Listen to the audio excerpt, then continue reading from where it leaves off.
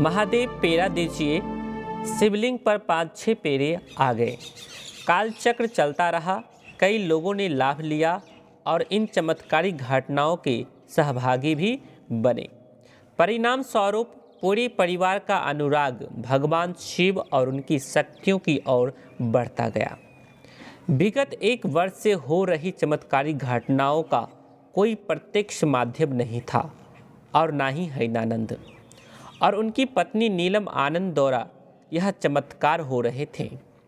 कई बार सामान्य व्यक्तियों के रूप में पुरुष एवं महिलाएं कई लोगों के बीच आते, बातें करते और तरह तरह का सामान दे जाते।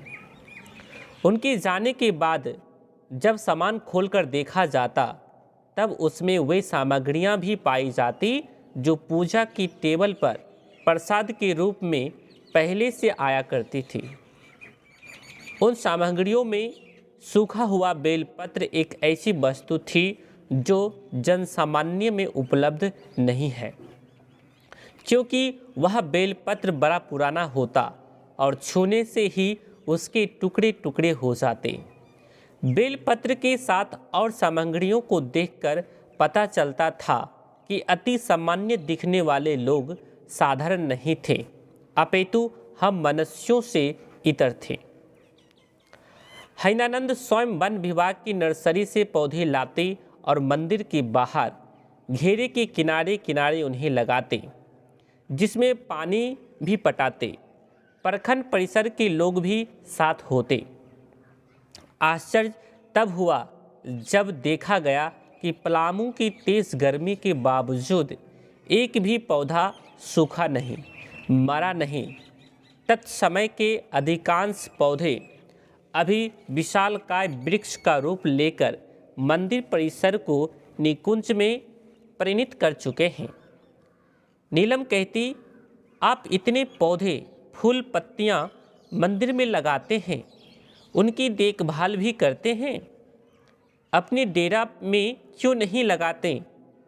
हैनानंद कहा करते, भाई, महादेव का घर सुंदर लगना चाहिए, हम लोगों का क्या है, जिंदगी और घर में कैसी सजावट।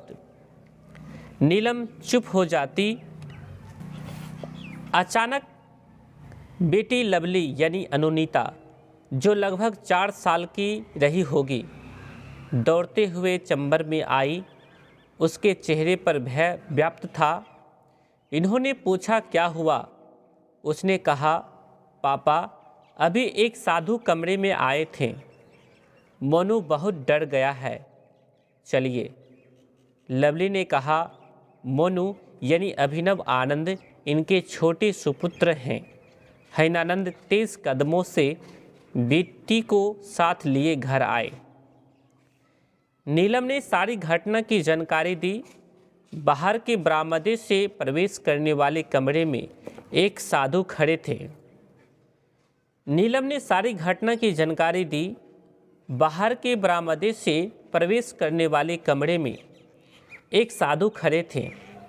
हाथ में लंबा त्रिशूल लिए, बड़ी बड़ी जटाएं थी, घुटने से ऊपर तक गेरुआ कपड़ा लपेटे हुए। दोनों बच्चे और ये ठीक सामने खड़े थे। उस समय लवली और मोनू ही इनके साथ रहते थे। इनके ज्येष्ठ पुत्र अर्चित आनंद, जिन्हें प्यार से अन्नू बाबू कहा जाता था, उन दिनों अपने दादाजी के साथ पटना में रहते थे।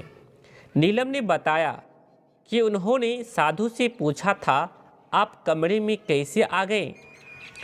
तो बीच में ही मेरी बात को काटते हुए उन्होंने कहा कि यह घर भी तो मेरा ही है, बच्चों को देखने चला आया, लो प्रसाद है, दिव्य साधु ने कहा। फिर अचानक विलुप्त हो गए। जैसे ही अदृश्य हुए तो मोनू डर गए। बोलने लगे, मम्मी, साधु बाबा तो तुम्हारी तरह जुरा बांधे थे, डंडे में सांप था, फाटा कपड़ा पहने हुए थे, उसके बाद से लगातार रो रहे हैं। इनको लेकर थोड़ा डर गई तो आपको बुलावा भेजा। हैनानंद ने मोनू से कहा, बेटा, इसमें डरने की कौन सी बात है? मोनू की शर्ट की ऊपरी जेब में कई पेड़े भरे होते, मुंह और हाथ में पेड़े लगे होते। पूछने पर मोनू कहते मंदिर में महादेव ने दिया है। 3 साल के बच्चे की बात पिता हैनानंद को नागवार लगने लगी। एक दिन इन्होंने प्रखंड कृषि पदाधिकारी से कहा, बच्चे आपके डेरे के सामने खेलते हैं, देखिएगा जरा, रोज शाम में मोनू को पेड़े कौन देता है। साथ में BAO साहब भी थे। यह सुनते ही उन्होंने साहब को बताया कि एक दिन बच्चों का खेल समाप्त हो चुका था तो मैंने मोनू बाबू से पूछा, मोनू पेड़ा नहीं खिलाइएगा? उन्होंने तोतली आवाज़ में कहा, अंकल खिलाएंगे, चलिए मंदिर। सटे सड़क पार मंदिर में BAO साहब और मोनू गए। मंदिर का पट खुला था। मोनू ने मंदिर के बरामदे में ही कहा, अंकल आप यहीं रुकिए। वे रुक गए। लवली भी साथ थी, लेकिन अंकल के साथ ही बरामदे में रुक गई। सामने शिवलिंग दिख रहा था। उन्होंने बताया कि मोनू शिवलिंग के पास गए। तोतली आवाज़ में कहा, महादेव पेड़ा दीजिए। शिवलिंग पर 5-6 पेड़े आ गए। शर्ट की जेब में रख लिया। फिर बोले, मम्मी के लिए दीजिए, पापा के लिए दीजिए, दीदिया के लिए दीजिए, अंकल के लिए दीजिए। देखते देखते वहाँ 10-12 पेड़े आ गए। पेड़े अब पॉकेट से ज़्यादा थे, सो मोनू ने अपनी शर्ट उठाकर सभी पेड़े उसमें रख लिए। बाहर निकले और कहा, अंकल आप एक ले लीजिए। लवली को कहा कि दीदिया तुम 2 ले लो, और फिर दोनों घर आ गए। लवली पेड़ा खा रही थी। मोनू ने पेड़ों को पलंग पर छितरा दिया और पेटू की तरह खाने लगे। BAO साहब की बातचीत का नतीजा यह निकला कि इन्हें अब मंदिर जाकर पेड़ा मांगने की मनाही हो गई।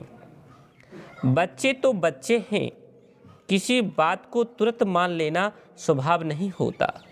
दूसरे दिन फिर हैनानंद ने मोनू से कहा, अब मंदिर में महादेव से पेड़ा मांगने मत जाना। बरसात ने अभी दस्तक नहीं दी थी। सरकारी आवास की छत की मरम्मत होनी थी। काम कर रहा ठेकेदार कुछ दिनों के लिए घर को खाली करने की बात बार बार कर रहा था, ताकि छत के स्लैब को वह बारिश से पहले ही ठीक कर सके। अभी गर्मी है, बारिश की उम्मीद नहीं है, इसलिए छत का काम हो जाएगा। दूसरी ओर घर का माहौल भी थोड़ा भारी हो गया था। निर्णय लिया गया कि 2-4 दिनों के लिए मनातू घूम आया जाए। हैनानंद ने SDO साहब को छुट्टी का आवेदन भेज दिया और ससुराल से जीप मंगवा ली। नीलम और बच्चों के साथ मनातू गए। सभी को प्रणाम भाई बहन। इसको आप शेयर कर दीजिएगा, ज़्यादा से ज़्यादा शेयर करें ताकि दूसरे लोग भी जाने, सुन लें, लाइक करें और चैनल को सब्सक्राइब कर दीजिएगा। आप सबों को मेरा प्रणाम। प्रस्तुत कहानी पुस्तक अनमिल आखर से लिया गया है। इनकी लेखिका अनुनीता दीदी हैं। इस कहानी को पूरा जानने के लिए इस पुस्तक को ऑनलाइन ऑर्डर करके मंगवा सकते हैं। डिस्क्रिप्शन में लिंक है, चेकआउट कर लीजिएगा।